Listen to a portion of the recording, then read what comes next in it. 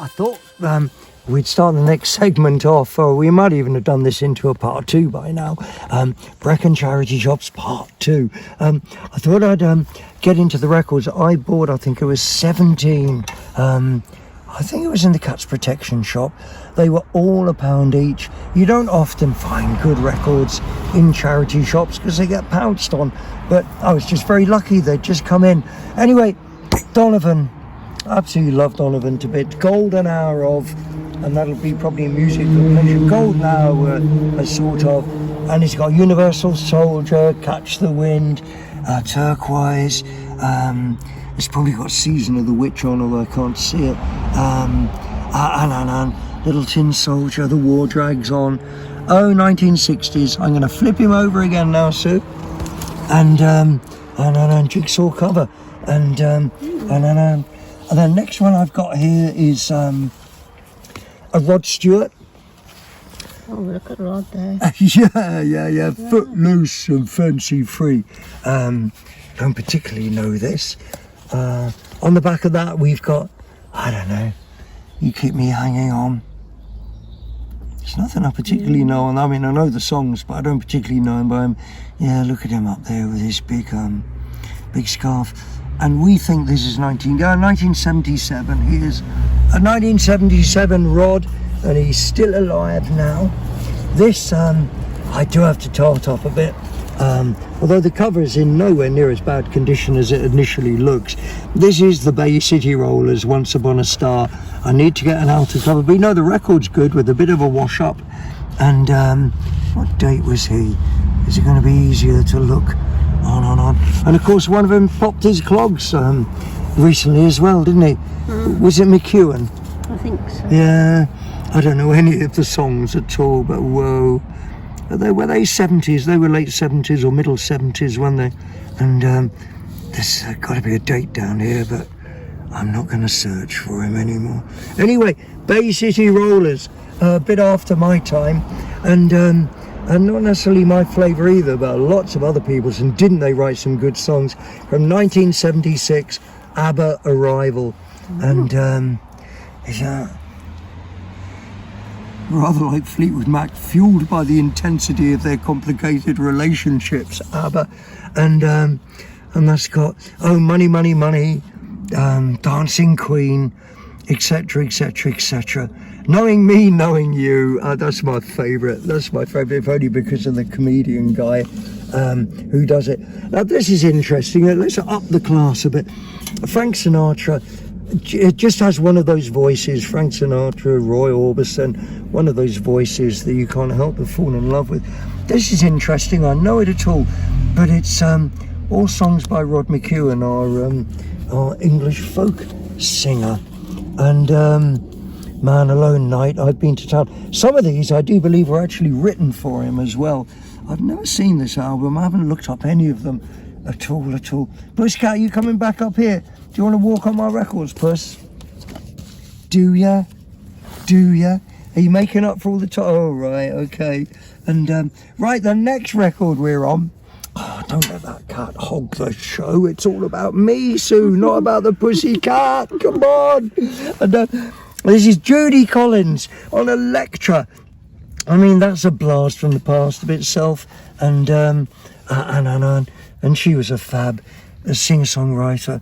Although, Early Morning Rain, that's Gordon Lightfoot. Pick Up Your Arrows. Mr. Tambourine Man, of course, was a Dylan. There's actually not that she's written on there. And but interesting, you know, she's got some of the Birds playing on it and all sorts. What's Cat in a Box? She loves the box. She'll never come when we want her though, will she? And here we go on to another ABBA Super Trooper. The Gift of Music from ABBA, Winner Saab. And in their glorious white robes. There was a certain weirdness about ABBA, and now they've all become avatars and they tour around with a virtual. I think they were some of the best songwriters that ever were. Yeah. And Money, Money, Money, as I was saying. They did all their own. Yeah. They used to say, the two of them, because the two guys wrote the songs, they used to say they ensconced themselves in a hut by the side of a lake, and they would just sit there for months waiting and writing songs. This is all just bits and pieces. I put them down there. They're all the inner sleeves we're missing. And now we get into something a bit more groovy. This is Culture Club. I think this might be the second time I've had this recently. And he sure doesn't look like that anymore. And I don't know if he ever really looked like that. He's really pouting himself up for the boys. And then besides, am I coming this way? I want to flip him over. Okay. And that's the backside. Church of the Poison Mind. I know, Karma Chameleon. But they never did anything better than Do You Really Want to Hurt Me, which is absolutely 100% classic.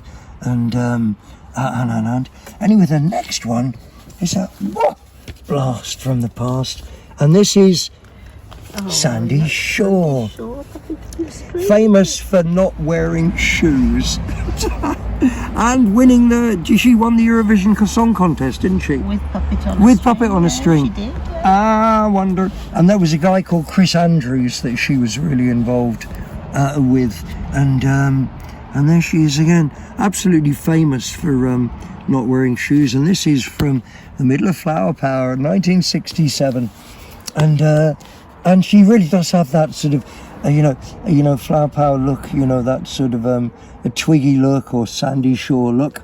And the last one of this batch will break in the records is, wow, how can I find a Jefferson Starship album for £1 in a charity shop? Red Octopus. For me personally, I saw them about this time. Jefferson Starship and also Hot Tuna I saw as well, who were another break-off band but without Grace Slickin. And I think they'd become a bit too involved with themselves. They didn't necessarily get better the longer they were together. And I cannot honestly remember any of those on there. Anyway, that's the end of the first batch of records. I say we had 17 of them. I thought all 17 in one go would be a bit too much. And so next, we're going to get into drinking glasses. And I'll start off with these two here, and I'll leave them upside down so that Sue can show you the device mark on the bottom of these. I don't know if you can see, there's one line on there, and on this one here, there's almost a T shape on here, going like that. And that was the device mark, which they started about 1890 and stopped by about 1910, because after that all the glasses were just pressed glass like you got for free in the petrol stations. That's how they sort of saved. But these, you can see the irregularities of the foot on them. They're probably about 1890. These were probably pub glasses, and both slightly different in size, and they have lovely rhythm bits in. I don't know if you can catch that in the light, and little bubbles and so on. But also, beyond anything else, this one's quite smooth by comparison, and but beyond anything else, they were really nice to drink out of, and they're just nice to hold. Anyway, 2 half-size Rummers, and then here's another couple of pub glasses. These would have been for your port or your sherry. Well, the men were supposed to be guzzling big pints of beer. The ladies were supposed to be drinking little glasses of sherry or port. And both of these are handmade. You can see where the stem and the foot and the bowl have actually been stuck together. And there's quite a few of these around. My grandmothers and my aunties always had a few of these in the cupboard. And plonk. And I'm going to move those over to there, and which are a bit about these, which are a bit of a mystery, really. The quality of these is actually absolutely beyond. These are all handmade and hand cut. They have just the strangest mark on the bottom. Most of them have just got, you can see on 76 engraved into them, and that tells me nothing, and I know nothing apart from the fact that they're brilliant quality. I don't know too much about the age because they're handmade. I'd be, you know, and the quality of them, I'd be tempted to say about 1900, but I honestly don't know. They're immense quality. That's a pretty good ring for a small drinking glass, and the cut on them is incredible. I don't know my cut glass patterns, and I haven't got the energy to look them up. I wondered, just personally, I wondered if these were a Waterford, but that's really wishful thinking. But although they all look the same, when you pick them up, some are lighter than others. One of them's actually got a very slight bump. Not a chip or anything, just a very slight bump where you can see how it actually was handmade. Anyway, there's only 5 of those, and just to reiterate, nothing that I'm showing you here, I don't think anything that I'm showing you costs more than £4. There we have another glass there. Now, there's one other drinking glass, and this interested me. I think this is probably a carafe glass, but do you know, I mean, it sits flat and everything, but that is a very uncultured base to it. And look at the lump on the side there, Sue, and the way it dips down as well. Yeah, it's the sort of glass, so it looks like that. You think the tide goes in and out. But again, beautiful cut on the side. And again, a lot of old glasses you find aren't really big enough, whereas this is just such a nice size, and again, such a beautiful glass to hold. Right. Oh, should we do plastic figures? Okay. We all know who he is, even with his mask on. Well, we don't, but we know he's one of the turtles, and he's got lots and lots of bits. He's not a really early one. I'm not sure he isn't missing just a little something off the back of here, but I don't know. I really don't know, but you'd think so. Anyway, he is Raphael or Leonardo or, I don't know, Lucian Freud or whatever all the rest of them were called. And this thing here, I have no idea at all. And I can't see a date, or he's only got a number on him. I think he might be one of the villains out of, I don't know, Action Force or something like that. I'll try and make it up, try to remember the things that my kiddies used to have. And he's a little bit paint worn. He has got a switch on the back. And I presume that when that happened, his face lit up. And maybe this arm lit up as well. He's got some funny stuff going on inside there, which I don't quite understand. Anyway, I couldn't resist him because he almost looks like he's got a Transformer face, doesn't he, on there? But obviously he's not a Transformer. Now, the next thing I've got, I should have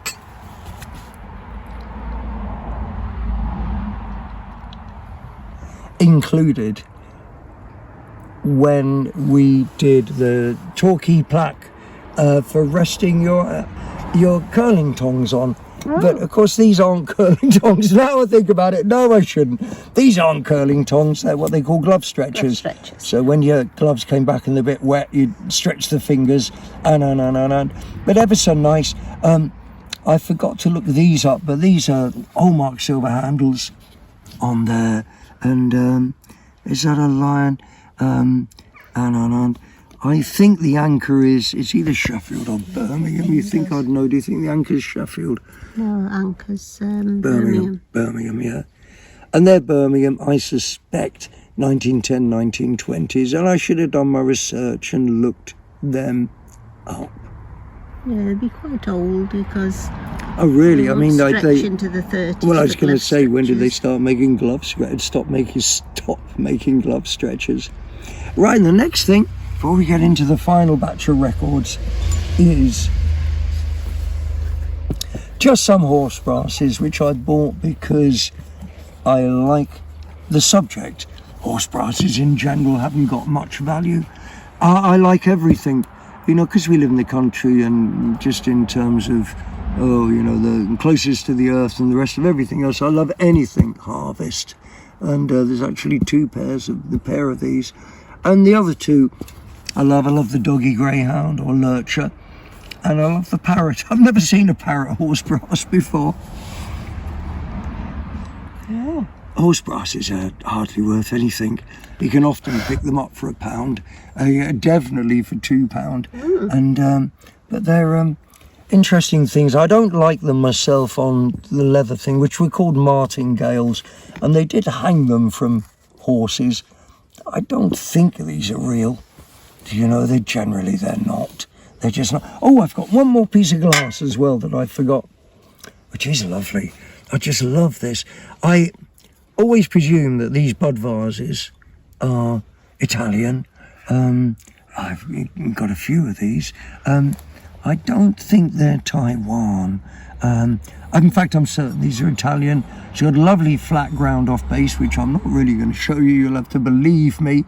And then quite a chunky base on him here, and down to there, no pontle or anything. And he's not case glass. He's just blue all the way through. But oh, I love that turquoise blue. Right, and now if we're quick and good enough, we'll clear a space. Andy! Hello!